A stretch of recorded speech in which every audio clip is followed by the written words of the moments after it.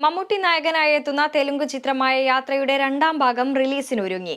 ചിത്രത്തിന്റെ ട്രെയിലറിന് മികച്ച സ്വീകാര്യതയാണ് ലഭിക്കുന്നത്. ഫെബ്രുവരി 8-ന് റിലീസ് പ്രഖ്യാപിച്ചിരിക്കുന്ന ചിത്രത്തിന്റെ പ്രദർശനം കേരളത്തിൽ ഉണ്ടാകില്ലെന്നാണ് സൂചന.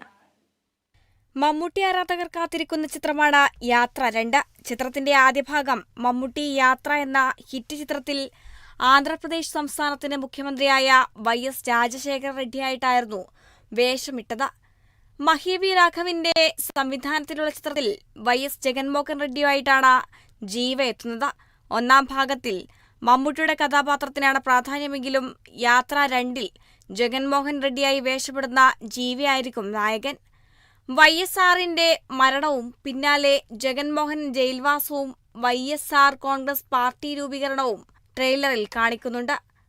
ഫെബ്രുവരി 8-നാണ് ചിത്രം തിയേറ്ററുകളിലെത്തുന്നത്. സംവിധായകൻ തന്നെയാണ് ചിത്രത്തിന്റെ രചനയും നിർവഹിച്ചിരിക്കുന്നത്. കേതകി നാരായൺ, സൂസന്ന ബെർണഡ്, മഹേഷ് മഞ്ചേർക്കർ, അശ്രദ്ധ വെമുഗന്തി, കെയ്തി ഫെയിം താരം ജോർജ് മാര്യൻ തുടങ്ങിയവരാണ് മറ്റു കഥാപാത്രങ്ങളെ അവതരിപ്പിക്കുന്നത്. 3 Autumn Leavesന്റെയും വി സെല്ലുലോയിഡിന്റെ ബാനറിൽ ശിവ മേക്കയാണ് യാത്ര 2 നിർമ്മിക്കുന്നത്. Entertainment desk, Kerala vision news.